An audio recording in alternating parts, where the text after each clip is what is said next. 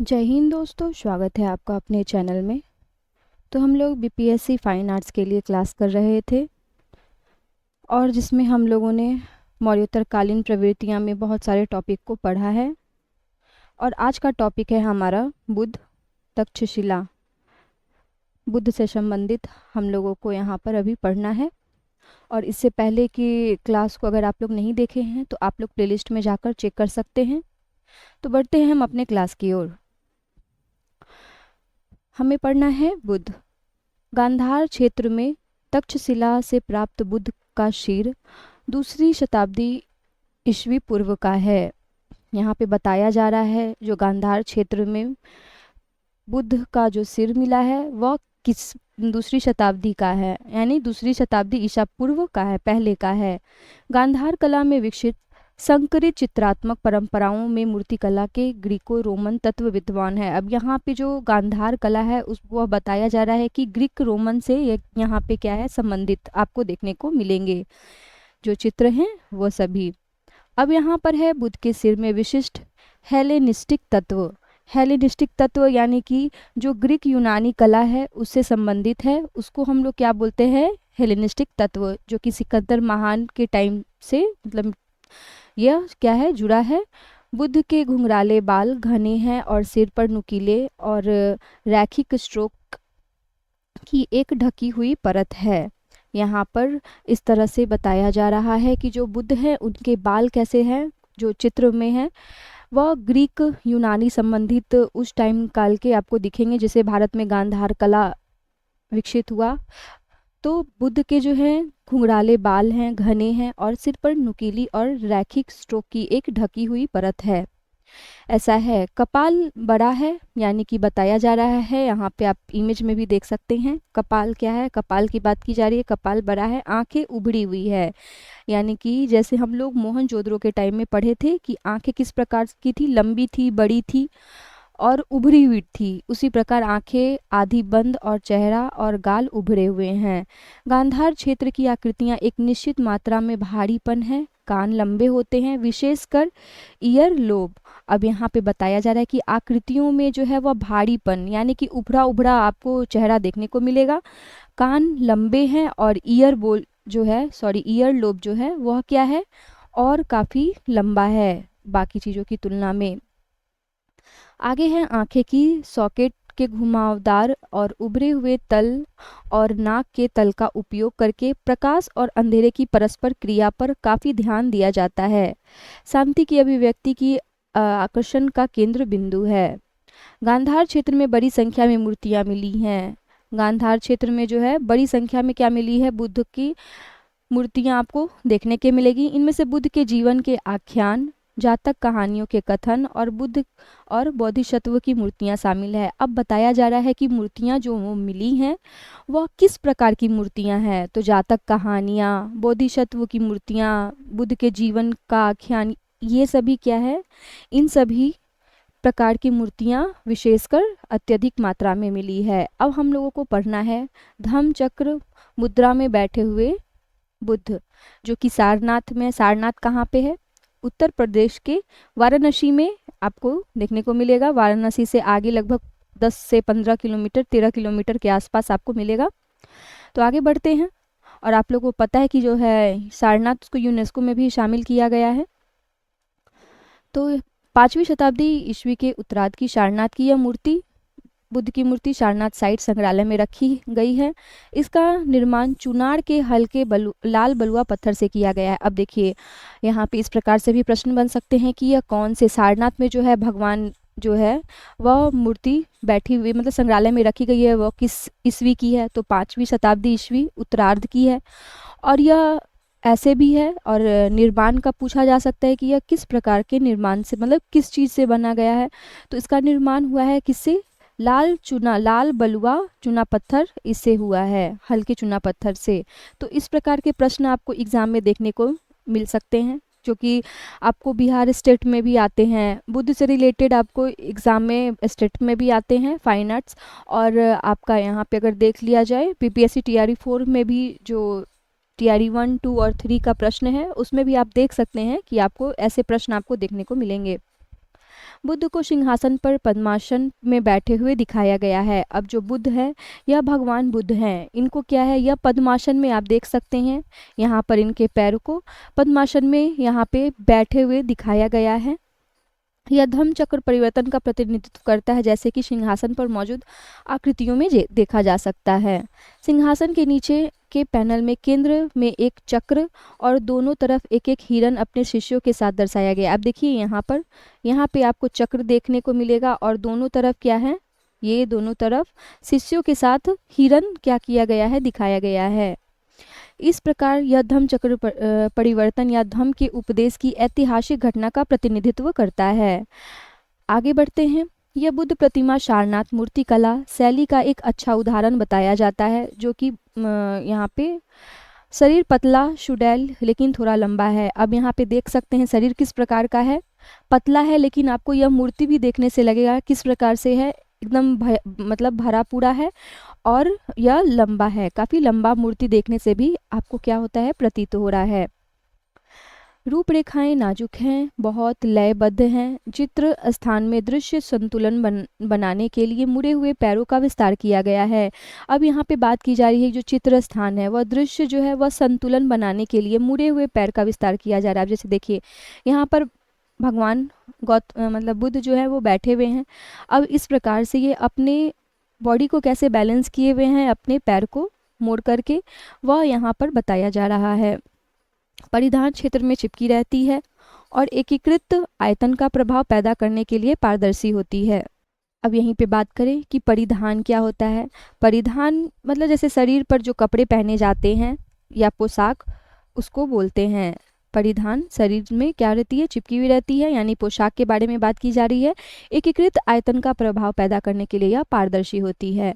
चेहरा गोल है, आंखें बंद है, निचला ओठ बाहरी निकला हुआ है और गालों की गोलाई मथुरा में कुषाण काल की पिछली छवियों की तुलना में कम हो गई है।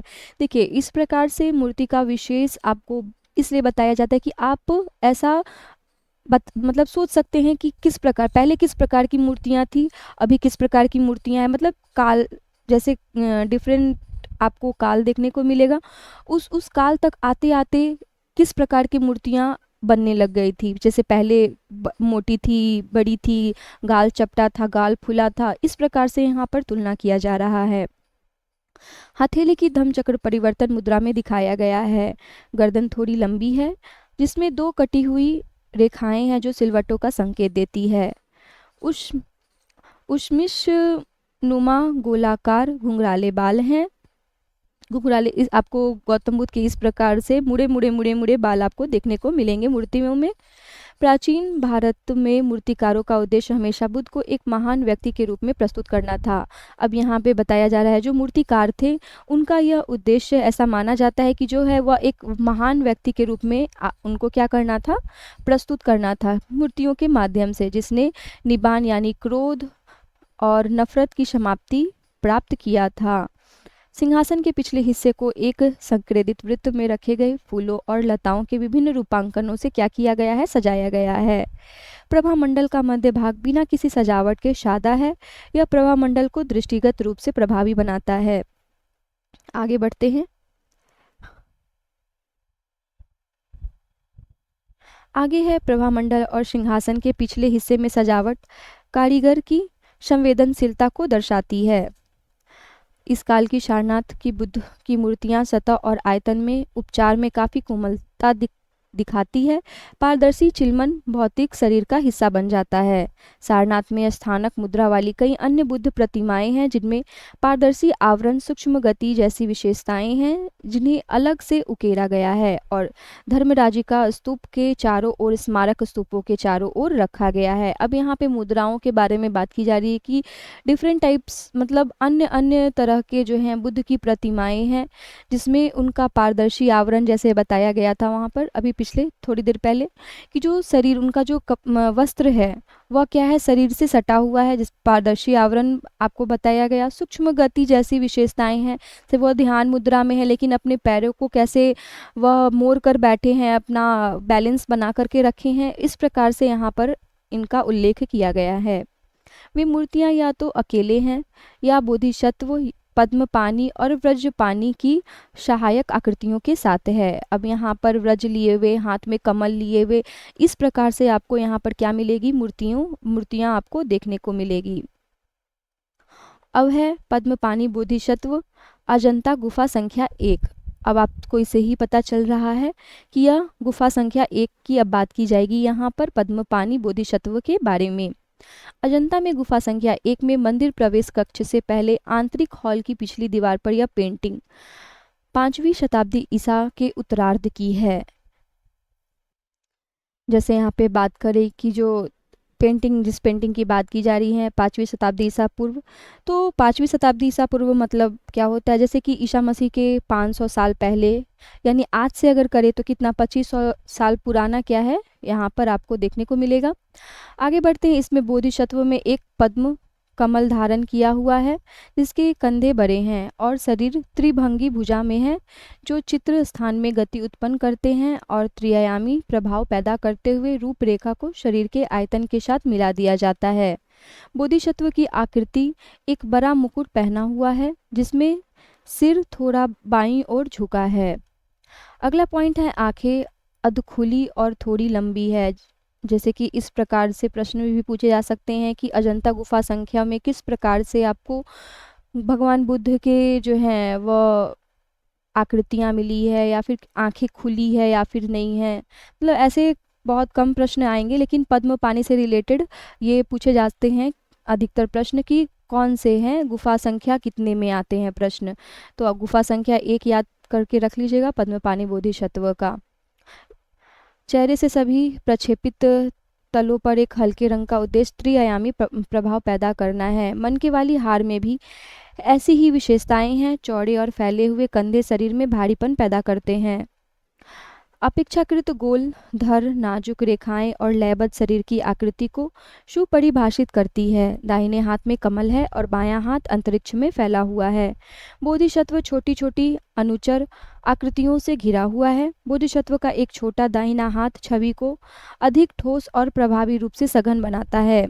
धड़ के ऊपर धागे को महीन सर्पिल रेखाओं के साथ दिखाया गया है जो इसके आयामों को दर्शाता है। शरीर पर हिस्से पर बराबर ध्यान दिया जाता है। अब यहाँ पर उनके हाथों से रिलेटेड है। छोटा दाहिना हाथ अधिक ठोस और प्रभाव रूप में बना हुआ है। धड़ जो है वह महीन सर्पिल आकारों में है, आयामों को दर्शाता है। तो इस प्रकार से यहाँ पर ये सब इस प्रकार से प्रश्न नहीं पूछे जाते हैं। ये पूछे जा सकते हैं कि वह किस कलर का है, कौन से पत्थर से बना है, इस तरह से प्रश्न आते हैं। जैसे यहाँ पे है हल्के लाल, भूरे, हरे रंग, नीले रंग का प्रयोग किया गया है। जैसे पद्मपानी गुफा संख्या कौन से में है, किन रंगों का प्रयोग किया गया है, तो हल्के लाल, भूरे, हरे, नीले रंग का प्रयोग किया गया है। नाक का उभार, निचले ओठ के उभार के साथ होठों का कटा हुआ सिर और छोटी ठुड्डी आकृति संरचना में दृढ़ता के समग्र प्रभाव में योगदान करते हैं। गुफा संख्या 1 की पेंटिंग्स अच्छी गुणवत्ता की है और बेहतर रूप से संरक्षित है। अजंता के चित्रों में कुछ विशिष्ट पराक्रात्मक और शैलीगत भिन्नताएं देखी जा सकती हैं जो सदियों से अजंता में गुफा चित्रों पर काम करने वाले कारीगरों के विभिन्न संघों को दर्शाती है। इस छवि की दूसरी और व्रजपानी बोधिसत्व चित्रित किया गया है। अब यहाँ पे इस छवि की दूसरी, यानी कि पहला क्या है पद्मपानी और दूसरा क्या है व्रजपानी। पद्मपानी जो हाथ में कमल लिए और व्रजपानी यानी कि जो व्रज धारण किए हुए हैं। जैसे व्रज का मतलब क्या हो जाता है, अस्त्र हो गया या फिर हीरा, जो मतलब कठोर या अविनाशी हो, वैसे ही। और है वह अपने दाहिने हाथ में व्रज रखता है और मुकुट पहनता है। यह छवि भी पद्मपानी के समान ही चित्रात्मक गुणों को धारण करती है। आगे देखते हैं।